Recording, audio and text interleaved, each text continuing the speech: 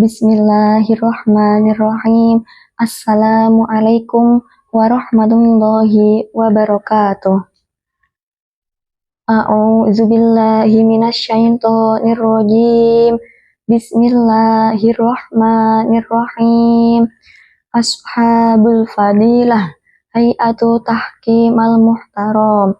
Alhamdulillahilladzi akramul mujahidin wa adalla mu'tadin.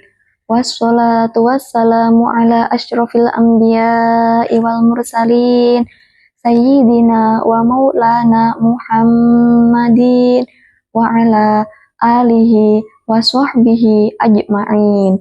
Fastabiqul khairat al-ayah. Pertama-tama, marilah kita panjatkan puji syukur atas kehadirat Allah Subhanahu wa Ta'ala biqaulina alhamdulillahirabbil alamin, alhamdulillahirabbil alamin, alhamdulillahirabbil alamin. Yang mana atas berkat limpahan rahmat, taufik serta hidayahnya kita semua dapat berkumpul dalam suatu majlis yang insya Allah penuh barokah ini. Allahumma sholli ala sayyidina Muhammad. Allahumma sholli ala sayyidina Muhammad. Allahumma sholli ala sayyidina Muhammad.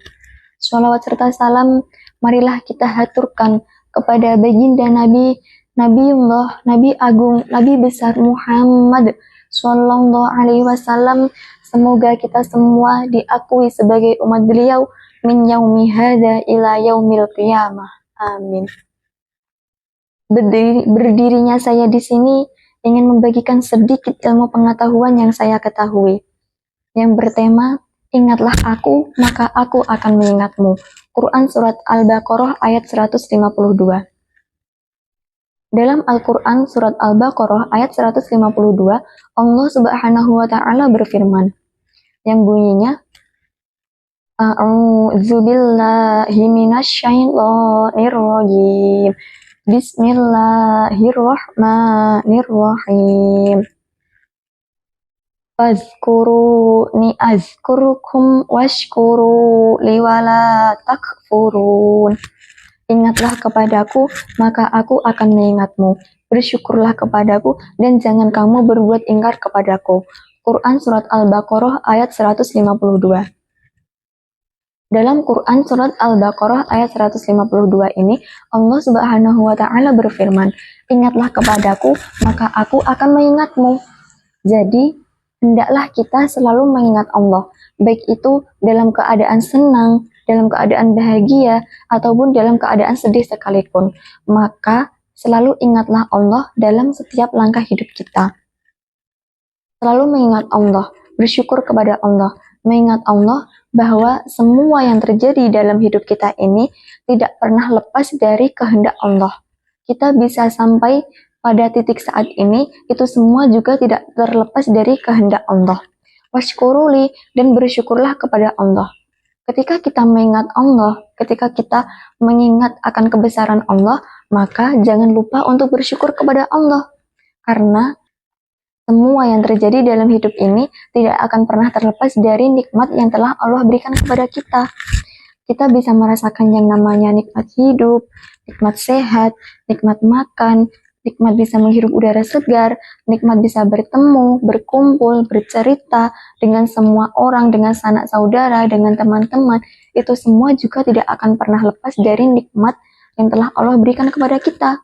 Tanpa nikmat yang Allah berikan kepada kita, kita semua tidak akan bisa merasakan semua itu. Kita semua tidak akan bisa sampai di titik ini tanpa nikmat yang Allah berikan kepada kita. Jadi, sudah sepantasnya, sudah seharusnya kita bersyukur kepada Allah atas nikmat-nikmat yang Allah berikan kepada kita. Dan ketika kita bersyukur kepada Allah, ketika kita sudah bersyukur kepada Allah, maka jangan berbuat ingkar kepada Allah. Meskipun kita sebagai seorang manusia tidak akan pernah lepas dari yang namanya berbuat salah ataupun berbuat dosa. Akan tetapi, kita bisa mengupayakan diri kita bisa menjaga diri kita untuk tidak berbuat salah dan tidak berbuat dosa kepada Allah. Lantas, bagaimana ketika kita sudah terlanjur berbuat salah kepada Allah? Apa yang harus kita lakukan? Maka bertaubatlah kepada Allah, memohon ampun kepada Allah. Ketika kita kembali kepada Allah dengan kerendahan hati kita, dengan kesungguhan hati kita, memohon ampun kepada Allah, bertaubat kepada Allah, Allah pasti akan menerima taubat kita. Allah pasti akan memaafkan kesalahan kita, karena Allah Maha Pemaaf. Allah berfirman dalam Quran surat Asy-Syura ayat 26 yang berbunyi, Bismillahirrahmanirrahim. Wa huwallazi yaqbalu taubata an ibadihi wa ya'fu 'anis sayyi'ati wa ya'lamu ma taf'alun. Dialah yang menerima taubat hamba-hambanya, yang memaafkan kesalahan-kesalahan, mengetahui apa yang kamu kerjakan. Quran surat Asy-Syura ayat 26. Jadi sudah jelas kan dalam Quran surat Asy-Syura ini bahwa ketika kita bertaubat kepada Allah, kita memohon ampun kepada Allah, Allah pasti akan memaafkan kesalahan kita. Allah Maha melihat. Allah melihat kita berbuat salah, kemudian kita bertaubat kepada Allah dan memohon ampun kepada Allah. Maka ketika kita bertaubat kepada Allah, memohon ampun kepada Allah dengan kerendahan hati kita, taubat yang sungguh-sungguh, Allah pasti akan menerima taubat kita. Allah akan mengampuni dosa-dosa kita. Kemudian ketika kita sudah bertaubat kepada Allah, maka berusahalah menjaga diri kita untuk tidak mengulangi kesalahan yang kedua kalinya. Kita bisa menjaga diri kita untuk tidak kembali berbuat maksiat kepada Allah. Kita ini sama-sama seorang pendosa, sama-sama pernah melakukan kesalahan kepada Allah, sama-sama pernah berbuat dosa kepada Allah. Akan tetapi, kita ini berbeda. Apa yang membedakan? Yaitu, ada orang yang berbuat dosa kepada Allah, kemudian dia bertaubat kepada Allah, mengakui kesalahannya, dan berusaha menjaga dirinya untuk tidak melakukan kesalahan yang kedua kalinya. Akan tetapi, ada juga orang yang berbuat dosa kepada Allah, tetapi dia malah berbangga diri atas dosa yang telah dia perbuat. Dia merasa bangga atas maksiat yang dia lakukan. Jadi, ketika kita dalam kehidupan sehari-hari kita ini, selalu libatkanlah Allah. Libatkanlah Allah dalam setiap langkah hidup kita, agar kita selalu terhindar dari berbuat dosa. Ketika kita mengingat Allah, ketika kita selalu bersyukur kepada Allah, insya Allah kita akan terhindar dari berbuat salah ataupun berbuat dosa. Jadi libatkanlah Allah, baik itu dalam keadaan senang, bahagia, ataupun dalam keadaan sedih sekalipun. Sedih, kita semua pasti pernah merasakan kesedihan, kita semua pasti pernah merasa sedih, merasa gelisah. Akan tetapi, ingatlah satu ayat ini. Allah berfirman dalam Quran surat Ali Imran ayat 139 yang berbunyi, Bismillahirrahmanirrahim. Wala tahinu wala tahzanu wa antumul a'launa in kuntum mu'minin. Janganlah kamu merasa lemah dan jangan pula bersedih hati, sebab kamu paling tinggi derajatnya jika kamu orang-orang yang mukmin. Quran surat Ali Imran ayat 139. Dalam Al-Quran surat Ali Imran ayat 139 ini, Allah berfirman, janganlah kamu merasa lemah dan jangan pula bersedih hati, sebab kamu itu orang-orang yang paling tinggi derajatnya jika kamu orang yang beriman, jika kamu orang yang mukmin. Kita ini semua orang mukmin. Kita ini semua orang Islam, kita semua beriman kepada Allah. Jadi, ketika kita tertimpa musibah, ketika kita mendapat cobaan, ketika kita menerima ujian dari Allah, maka libatkanlah Allah, minta petunjuk kepada Allah. Siapa tahu, dari cobaan yang Allah berikan kepada kita, itu bisa menjadikan satu tingkat derajat kita lebih tinggi berada di sisi Allah.